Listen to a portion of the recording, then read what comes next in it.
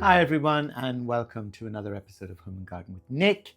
It is a very cold, frosty February, bright morning out there, but I am currently in the library with the log burner in full swing, cozy, surrounded by all these beautiful new things which I'm going to talk to you about just now.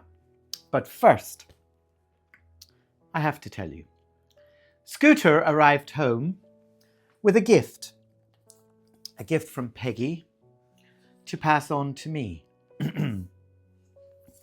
Martha Stewarts Cake Perfection. Well, is there a neck or what? I mean, who is she? Who actually is she? Is that trying to tell me something? I've got no idea. So she's requested from Scooter that for Valentine's that I choose a cake and make it specially for Peggy. So I have. But there's a twist. There's always a twist. And that is, you'll have to wait and see when I go to make the cake. So the cake we've chosen from here is Martha Stewart's red velvet cake. It's got maybe a slight adaptation to it, but I'll let you know about that a little bit later in the kitchen. So we'll put that down. Thank you very much, Peggy, for that wonderful gift. And let me talk to you a little bit around the beautiful things that I'm surrounded by here. So first of all, it's February and I'm still unwrapping Christmas decorations. And the reason being, Chris spotted these in that fabulous shop, Sally Bourne Interiors in Muswell Hill, before Christmas and wanted to buy them for me. However, she wouldn't sell them to him because they were part of her window display. But what she did was she promised Chris that she would put them aside for him when she undid the window display and he could come back after Christmas and purchase them, which he did. And so I have been gifted them now. So I thought I'd finally put away the last bits of Christmas the other day, but no, imagine, it's February.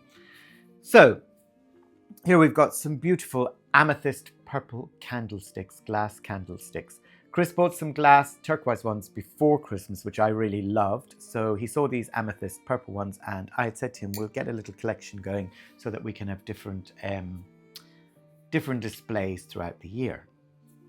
In the candlesticks, we wanted orange candles.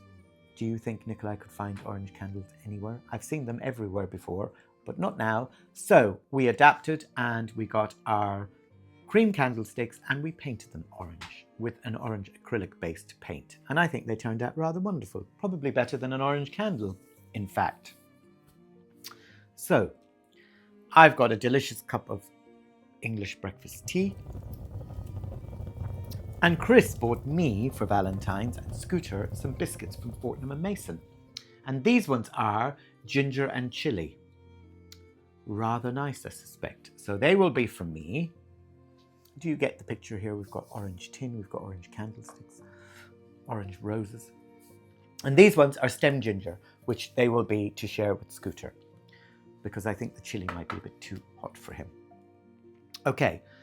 So, before I go into all the other items that I'm surrounded by, I'm going to have a biscuit with my cup of tea. Try them.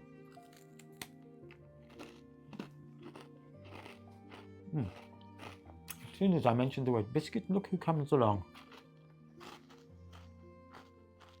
You were sleeping a moment ago.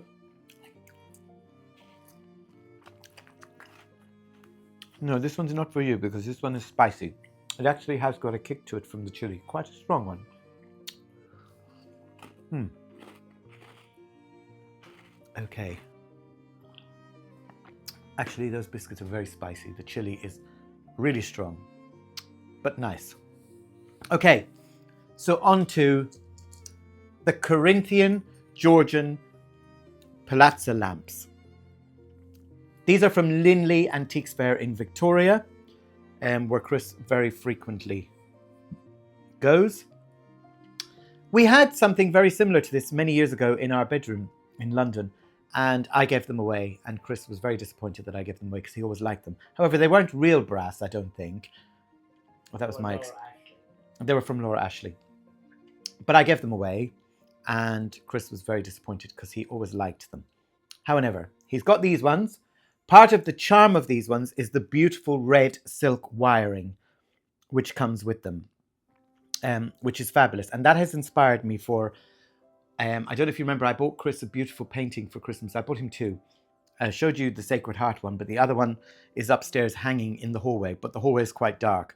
So I wanted to put a picture light over the top, and the only way I can do that is if I wire it myself with some silk wiring and plug it into the plug socket, which I will do. I just need to order some of the red 3-core silk wiring off the internet, so I can do that. They also don't have any shades. And years ago, we used to go to Camden Market, where there was a lovely lady called, her name has just left me. Andrula. And Andrula used to do the most beautiful lamps with really vintage silk, really nice pleated shades in all colours, all shapes, all sizes. And they were 10 a penny back then. I don't look even that old, do I? However, we're on a mission to try and find lampshades for these lamps in the silk pleated vintage. I have got two upstairs that are French in my bedroom. I might reuse them. We'll see. But in the meantime, I've instructed Chris to visit Camden Market so he can go and look and see if there is anybody who has replaced Andrula there. And then lamp number 2. Not quite the same, but equally as beautiful. And Nikolai doesn't do very much the same. I like everything to be individual. And again, the red silk wiring. Okay. Also, he bought me a black Jasperware Wedgwood vase, which is really lovely. And that is actually going to go to my flat in Cyprus because I've done a little bit of redesigning over there. And I think that's going to look amazing with a beautiful turquoise cross coming from the top. Anyway, that's for another day. Some antiquarian books, some rather nice ones actually. And I'm looking forward to having a read of these before they get added to the collection in the library. And this one is in really good condition. And this one is Ralph Waldo Emerson, a second series. And it's George Rutledge and Sons is the producer, and it's The Poet. So I'm really looking forward to that because I do consider myself a little bit of a poet. And I'm looking forward to having a read of that before it enters the library shelves and it gets forgotten about and dusty. Okay, moving on, we have a beautiful leather bucket, which has got some lovely Irish turf in. And this is from my bog that Nikolai cut this year. And it's been burning all over Christmas and it's wonderful, and some logs. This is a beautiful leather fireside bucket, which has been trimmed with a metal, which I'm only assuming is brass. It hasn't been polished up, but I'm assuming it is brass. It's really, really exquisite. Okay, so here we have a beautiful unframed painting, 18th century, maybe 19th century, of a beautiful lady who is dressed for hunting. However, one of the appeals and attractions of this painting is the fact that she looks quite Russian in her dress, which I really like. And she's got the most beautiful blue eyes. Any similarities there? I wonder if this could possibly have been one of my ancient mummies, especially when I got my Russian name, Nikolai. So there you are. This is absolutely exquisite. We have no intention of framing this painting. We love it just the way it is. I could see this painting hung in this house or in a modern apartment or a traditional house done in a very modern way. It just really is absolutely amazing. It's absolutely beautifully, beautifully painted as well. And just the attention to detail is just exquisite. Really love it. So I hope you enjoyed me sharing with you our most recent haul. We really do need to stop buying in this house because I am moaning at Chris that there is no storage. There is nowhere to put anything. He is telling me to stop buying, and I now am telling him to stop buying. And two wrongs don't make a right. Who's right? Who's wrong? Who'll stop buying first? Who knows? Will any of us? Never mind. I also have to tell you about the storm, but another day. I'm going to take you outside and show you the utter devastation. Will there be gardens this year? It doesn't look like it at the moment. However, on to that beautiful red velvet cake. Off to the kitchen we go, and we'll tantalize our taste buds out there. But first, I'm going to enjoy another cookie with the rest of my cup of tea. See you in a minute. Okay, you guys, so now on with that delicious red velvet cake, which I have to confess, I have made a sin. I have acted as a sinner, but I am prepared. For my sin, I have a candle to which I will light in the hope that my sins will all be forgiven. Sorry, Peggy. We will light this in memory of us. Okay, my sin is, I have decided that round this red velvet cake, I am going to do some decoration. And the decoration I'm going to do is some desiccated coconut, which I have literally put a few drops of red food colouring. And so the biggest sin of all is, Scooter has informed me that Peggy is not a lover of coconut. So, oops, sorry about that, dear. Confessions later. Okay, and that's how the coconut has turned out. So it's really pretty. And that's just another element. Okay, so for the cake, what you will need is your tin of choice. You can do 2 round sandwich tins and you can use some of the frosting to sandwich it together. I'm using my bundt tin because I think for people trying out a recipe for the first time, which is also me for this one, it just makes life easier. So I'm using my bundt tin, which I have oiled and floured, and that's ready to go. Then you will need your whisk, an electric mixer, you will need a sieve, a spatula, and for your ingredients, you will need half a cup or 115 grams of butter, 2 tablespoons of cocoa powder, 180 grams of plain flour, 250 grams of caster sugar or normal sugar, 3 large eggs which I've lightly beaten, 25 mils of buttermilk, 3/4 of a teaspoon of vanilla bean extract. You will also need some red food colouring.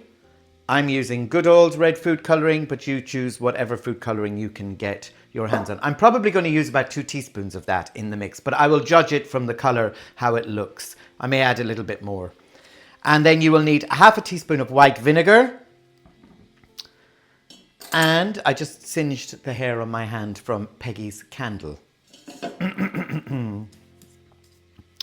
Okay, and then you also need a teaspoon of salt, which I've added to the flour because that's going to be sieved in with the flour. And then we will use 1/4 of a teaspoon of baking soda or bicarbonate of soda. And what we'll do is we will add that to the vinegar at the end of the mix so that it reacts and fizzes up. And that's what will help this cake to rise.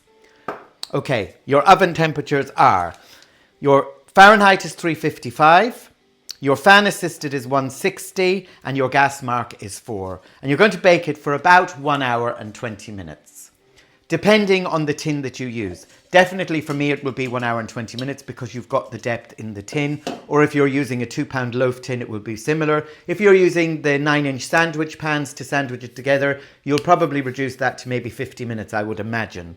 But I'm not 100% sure. But you know to test it by sticking your skewer in. So let's get on with mixing. Okay, so make sure your butter is nice and soft. And you just want to mix that together. And you're going to add into that your sugar.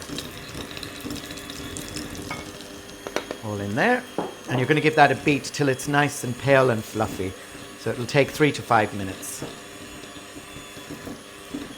Okay, so after about 5 minutes of mixing, I'm going to start adding in my egg slowly, just to help loosen up the mixture.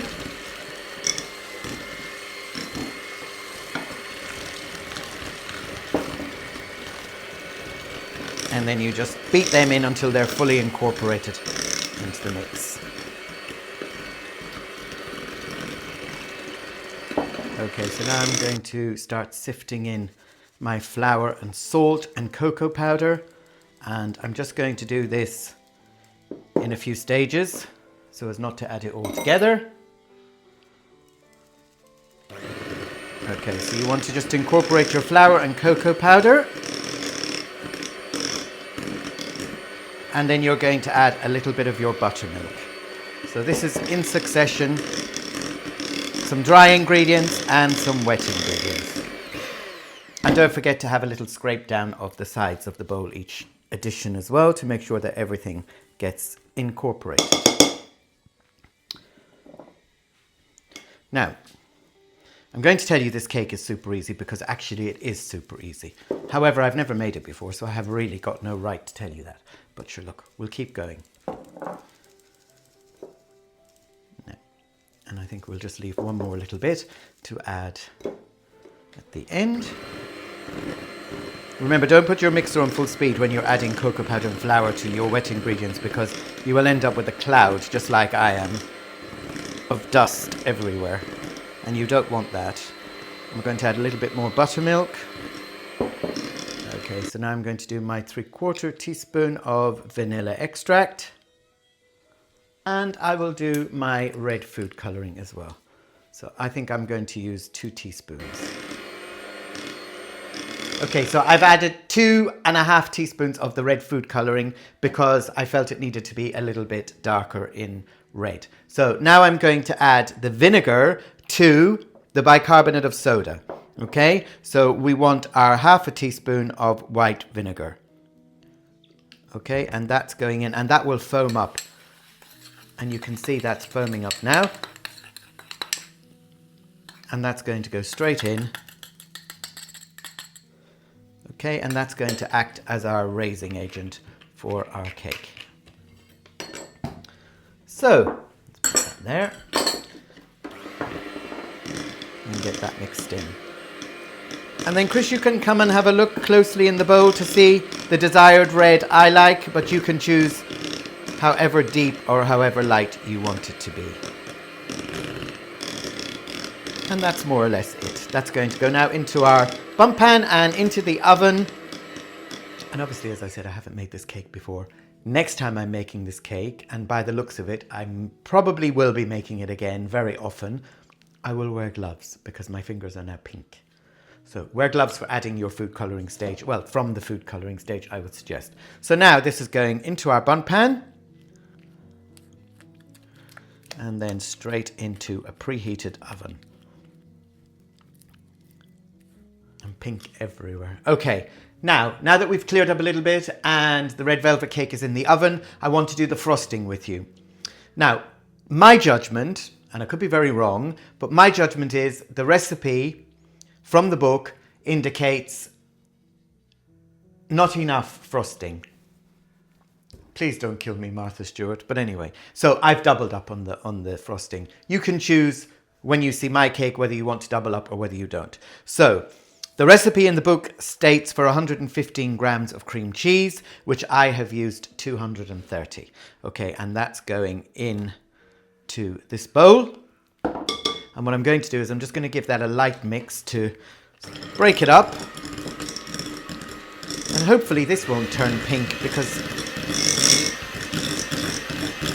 Okay, and then you're going to add to that a 1/2 cup or 100 grams of icing sugar. So I've used a cup, 200 grams of icing sugar, and it's sieved already. Okay, very important to sieve your icing sugar because, believe it or not, and I've said it before, it really is awful if you eat a delicious piece of cake and all of a sudden you've got like a sandy, gritty bit in between your teeth. Not very nice at all. Okay, so we'll get that mixed up. Very, very low speed here because you don't want your icing sugar to go all over the place. So I'm going to do it in little bits and pieces till I incorporate it, and then I can turn it on full to get it all incorporated properly.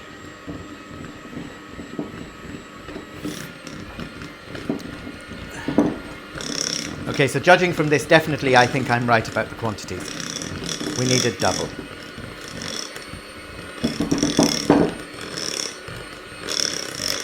What's a little bit extra cream cheese and icing sugar or confectioner's sugar amongst friends, I hear you say. Better to have too much than not enough. Hey, you guys, the smell is amazing. The cake is out of the oven. It's cooled, completely cold. And now I'm going to get on with frosting it. So I'm literally just going to apply my frosting and then spread it out afterwards.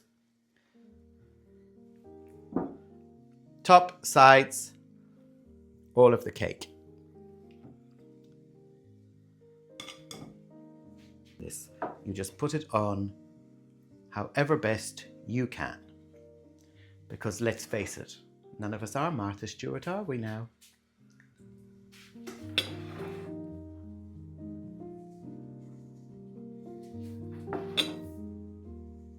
Again, I'm just going to use my scraper just to smooth around the sides.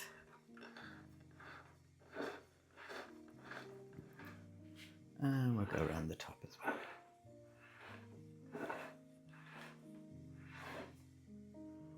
And now for my favourite part, the delicious coconut. And we're just going to pop that on with our thing just round the bottom. Now please, for those of you I hear screaming at the camera that red velvet cake does not have coconut, I know it doesn't, and Martha Stewart didn't put coconut in hers, but I, for a very specific reason, am using coconut in mine. And just omit the coconut if you don't want it. But I just think it's going to add a nice, fun, bright, colourful layer to our red velvet cake. And you just pop that on however you so wish.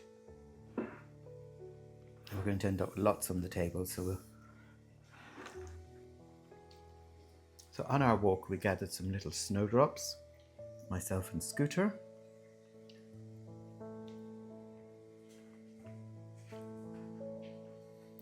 Oh, they smell amazing, the snowdrops. I didn't think snowdrops smelt, but they do.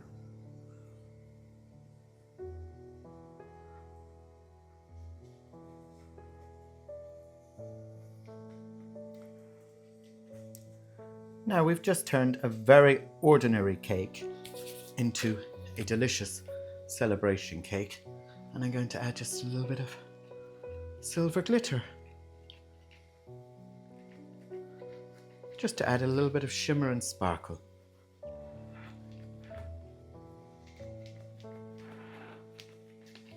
How pretty does that look?